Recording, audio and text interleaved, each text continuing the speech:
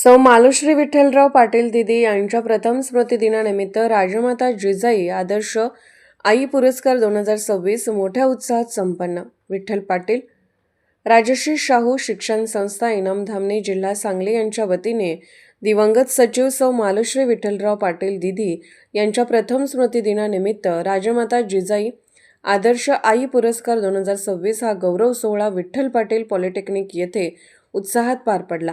सांगली जिल्ह्यातील विविध तालुक्यांमधून निवड करण्यात आलेल्या 13 आदर्श मातांचा यावेळी सन्मान करण्यात आला।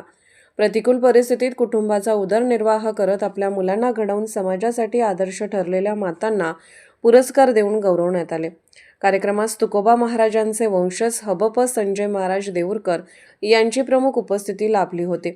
यावेळी आयोजित अभिवादन व पुष्पार्पण सोहळ्यात संत, मुक्ताई, जनाई, बहिणाई, महिला हरिपाठ मंडळाच्या महिलांनी वारकरी वेशभूषेत हरिपाठ व नामस्मरण करून भक्तिमय वातावरण निर्माण केले। संस्थेचे अध्यक्ष विठ्ठलराव पाटील यांनी मातृत्वाच्या मूल्यांची जपणूक करण्याची गरज अधोरेखित केली। मान्यवरांच्या हस्ते पुरस्कार वितरण करण्यात आले। कार्यक्रम यशस्वी करण्यासाठी आयोजकांनी परिश्रम घेतले।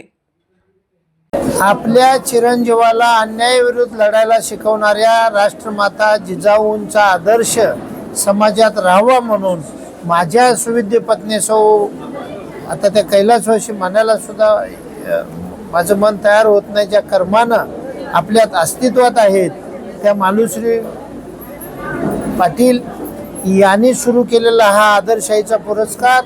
आई सर्वश्रेष्ठ असतात, पण आई ह्या शब्दाची व्याख्या जिवंत राहिली पाहिजे सध्याच्या या कलियुगात, म्हणून आम्ही हा पुरस्कार दरवर्षीप्रमाणे देत राहतो।